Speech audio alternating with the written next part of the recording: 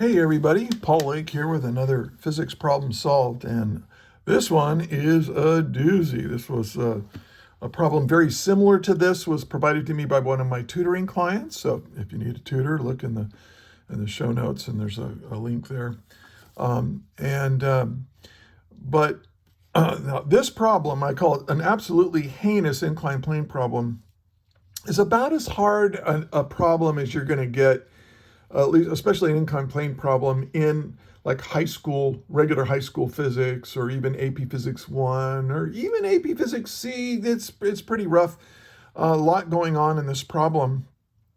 So let's read it, and then we'll go on from there. A 20 kilogram crate is being dragged up a 15-degree inclined plane by a rope that is 40 degrees up from a line parallel to the incline.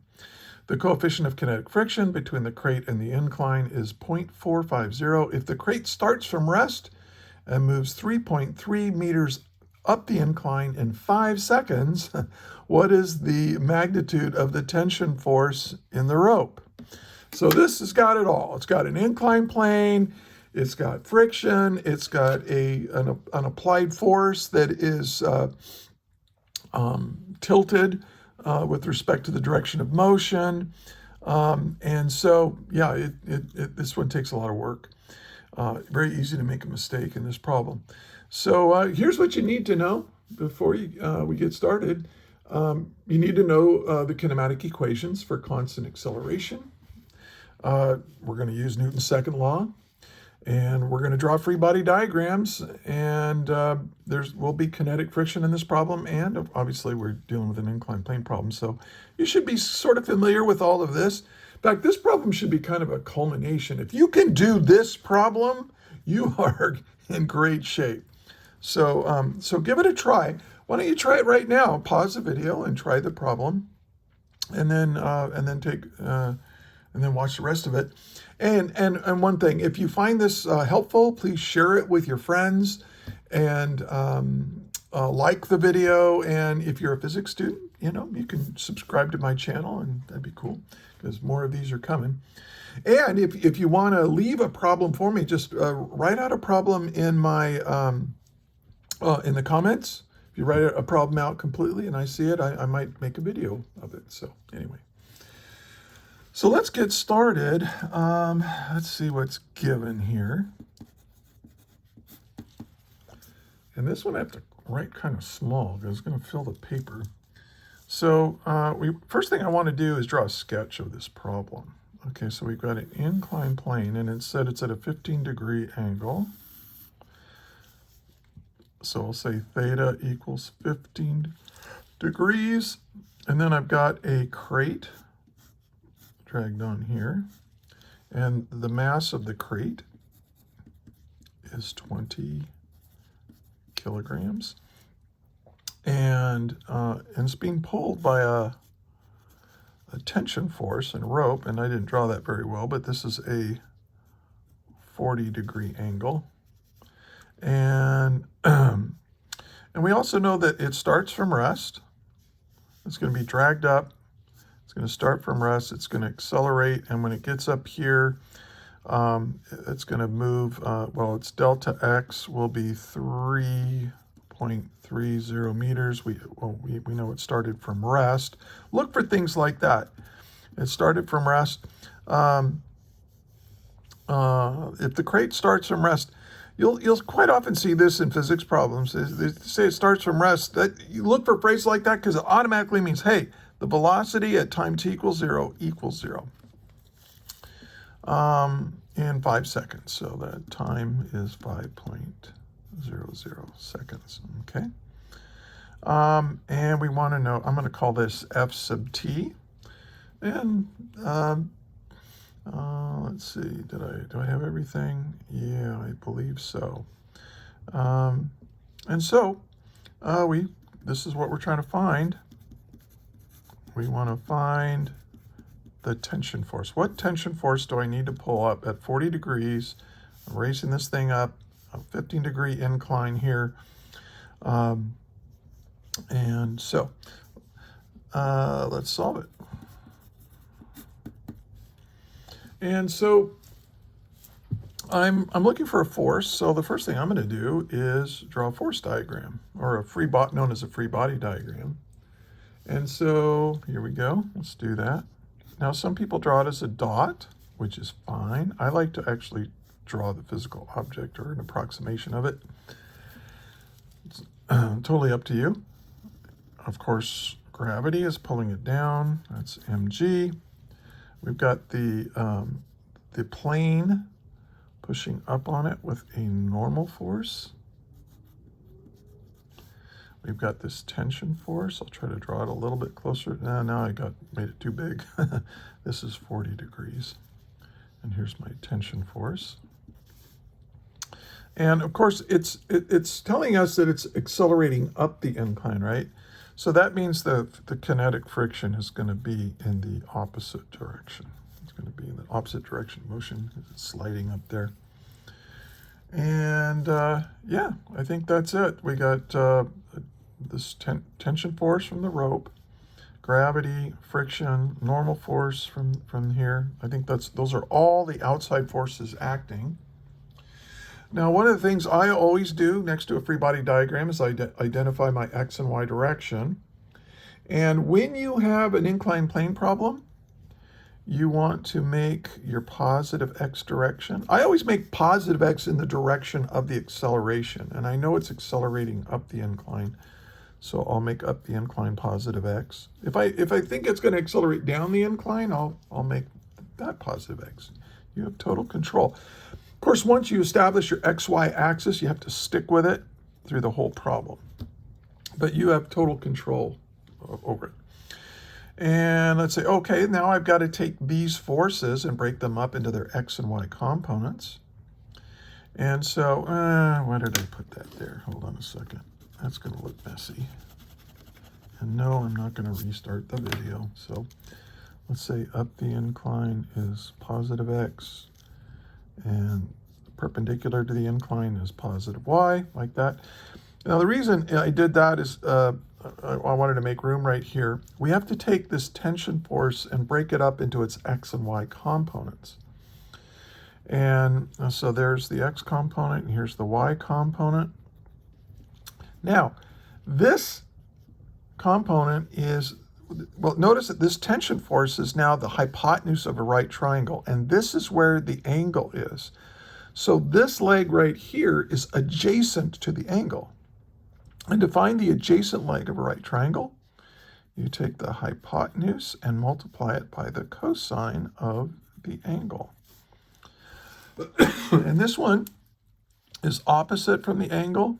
Well, it's ft sine 40 degrees.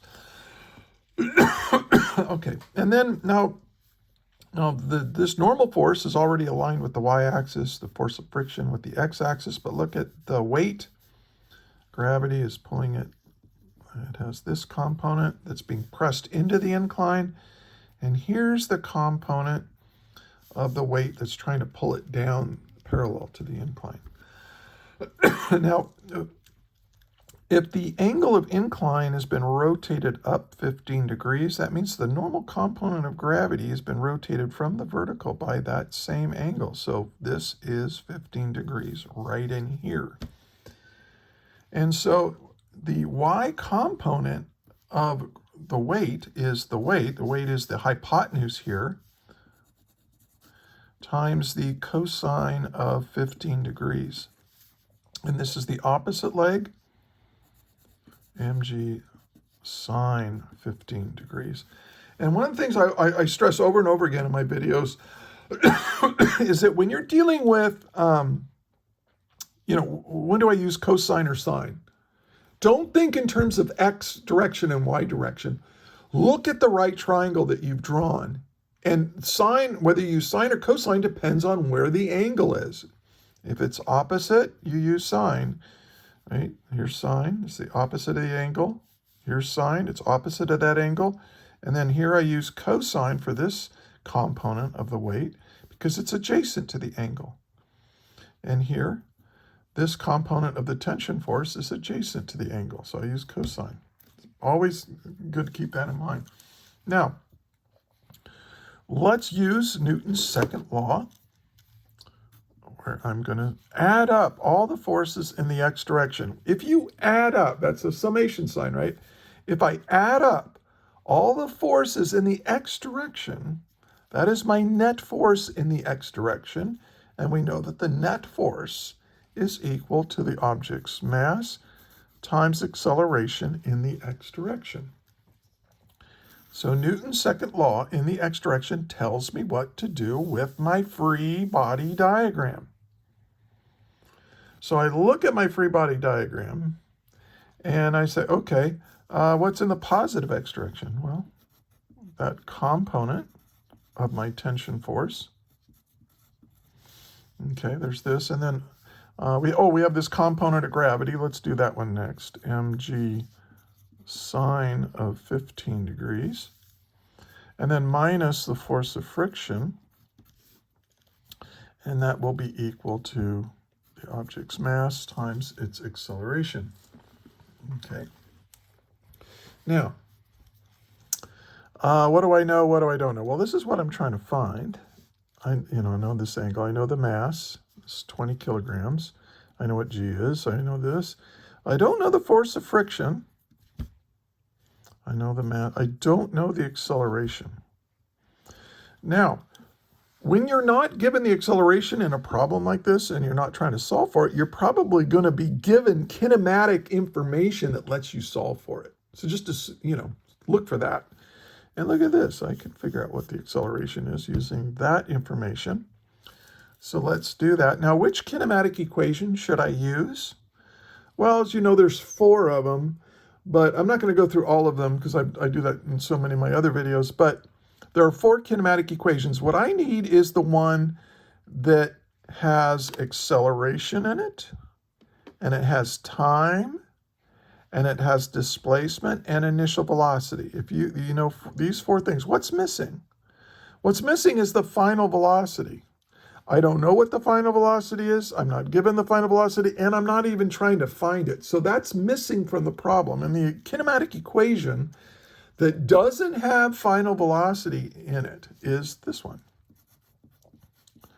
The displacement is equal to the initial velocity times time, plus half the acceleration times time squared. So hopefully that's familiar to you. And happily, the initial velocity is 0. So that's good. And now I can solve for acceleration.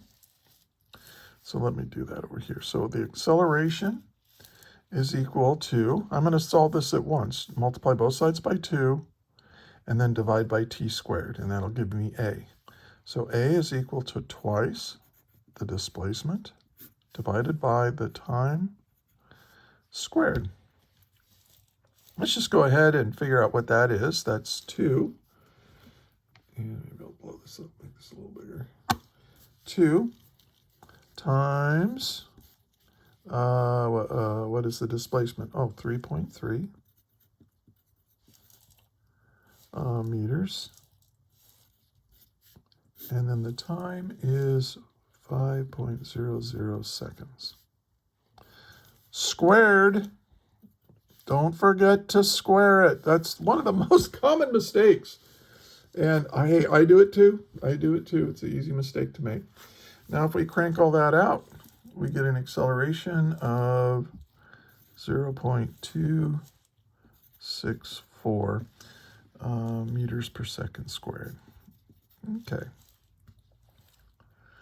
And, all right. So now we got this one. Boop, I can put a check right there.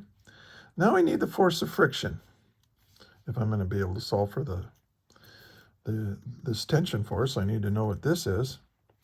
Well, I know what the force of friction is, right? The force of friction is equal to the coefficient of kinetic friction times the normal force, right? Well, what's the normal force? Oh, okay. Well, now we got to look at this, figure out what the normal force is. Well, to do that, let's sum the forces in the y direction, because the normal force is in the y direction, equals ma in the y direction. So I'm going to use Newton's second law in the y direction. Remember, the y direction now is tilted, right? It's perpendicular to the incline. So I look at all the forces that are perpendicular to the incline. I've got this normal force. That's what I need to figure out. And then plus, I've got this component of the tension force. And that's what makes this problem hard, is this tension force is at this 40-degree angle. So I'm going to add that times the sine of 40 degrees. And then we have this component of gravity that's in the negative y direction. So since it's negative, I put negative mg sine 15 degrees. So I got sine 4. Oh, wait a minute.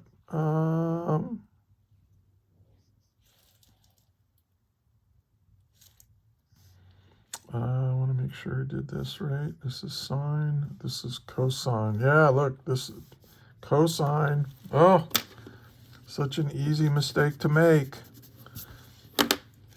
You might think I did that on purpose. If you believe I did that on purpose, go ahead, believe that.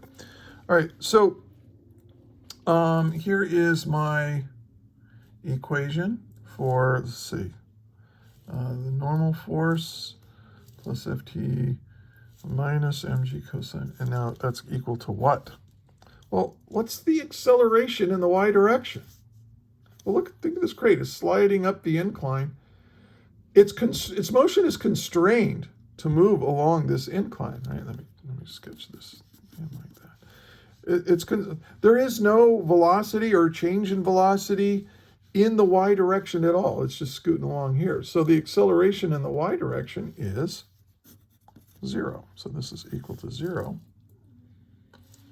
Now this lets me solve for the normal force. So the normal force, just add this to the other side. That's mg cosine 15 degrees minus the tension force times the sine of 40 degrees. Okay. So now I can take this result and plug it in here. So this is going to be equal to mu. And then the normal force is mg cosine 15 degrees. And then I have to multiply mu times this. So this is minus the coefficient of friction times the tension force times the sine of 40 degrees. Okay, you got to be really careful when you do these problems, because you make one little mistake and then you're going to spend an hour trying to find that mistake. It's very frustrating with problems this long. All right, so here's my force of friction.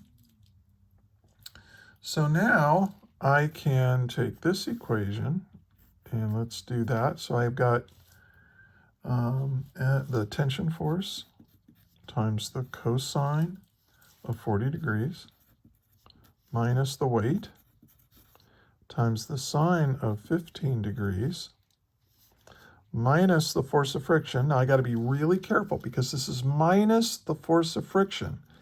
So I put a minus here, and then here I have a minus, which makes it a plus. So this is going to be mg cosine 15 degrees plus, because you're subtracting the force of friction, I'm subtracting this expression here.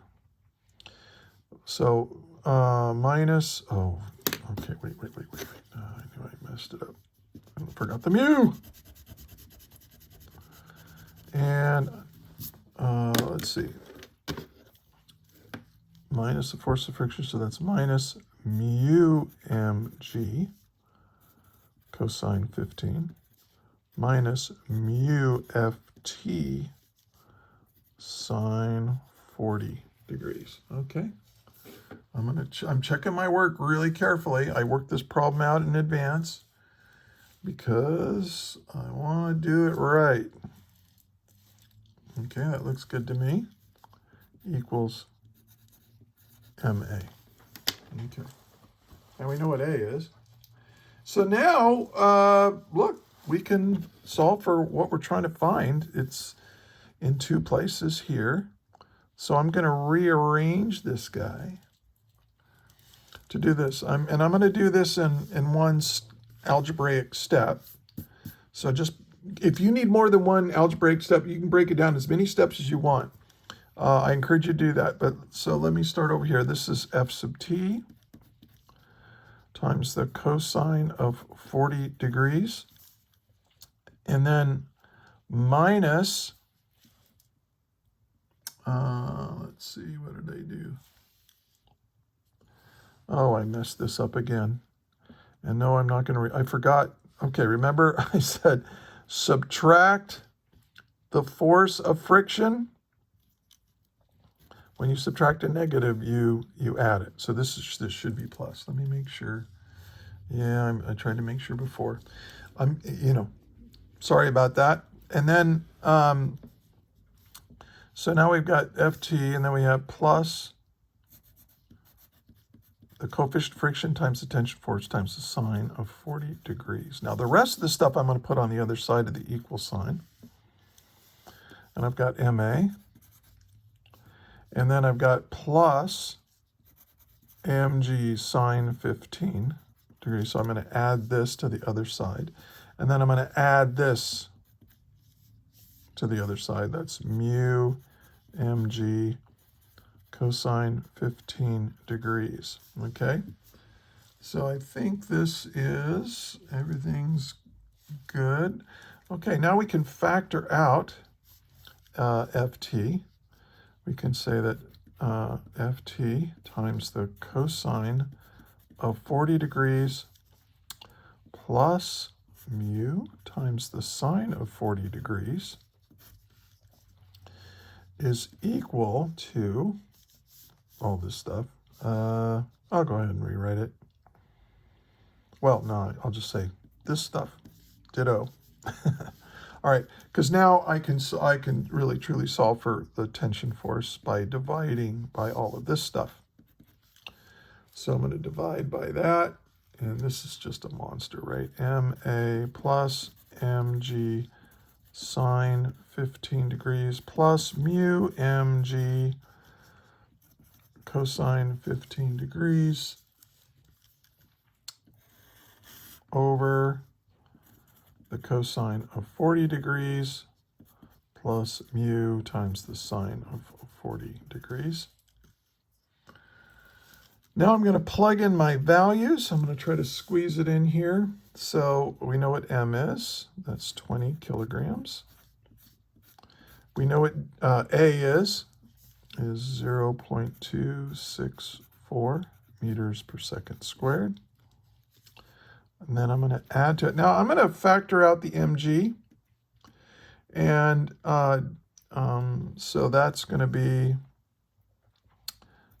20 kilograms times 9.8 newtons per kilogram. I think that should be 196, right? Times, what's in parentheses here is sine 15 degrees plus mu times the cosine of 15 degrees. And then we're going to divide all of this by the cosine of, oh, I was going to put in the values. Let me just cross this off and put 0.450 right there. And then this is the cosine of 40 degrees plus 0.450. That's a coefficient of friction times the sine of 40 degrees. Now crank this through your calculator. Okay, and when you do, you will get 135 newtons. That's what I got. Actually, I did it a couple times. I rounded it off a little differently, something like 134, 135, something like that. Remember, this last digit is always kind of an estimate. So if you're off by one, it's no big deal. And look at this problem. I mean, it really is heinous. There's so many ways to make a mistake in a problem like this. So if you do, it's understandable. And in fact, I did make a few mistakes in here, right? But you know what? I'm not going to start over. Why? Because if I started over, I would make little mistakes again, just different ones. So you just have to be very careful. This is the kind of problem it's really a good idea to solve the problem with a friend. That like you work on it in parallel, and don't obviously you don't want to cheat off somebody, but you want to work together on it so you can find each other's mistakes. That's how I got through college, is working with friends, and serious friends, and we would do these problems together, and really really helped. All right. So anyway, hope this helps. You got a lot going on here, very complicated free body diagram, and I just go through the procedure as carefully as I can. And, sometimes you'll get it right. And, but anyway. So again, if you found this helpful, please give me a thumbs up and maybe share it with some of your friends that are in taking physics. If you can do this, you're in awesome shape. You're ready for that AP Physics 1 exam, at least when it comes to free body diagrams and inclined planes and friction and all that. So, hey, thanks for listening, and I'll see you in the next one. And hey, may the net force be with you always.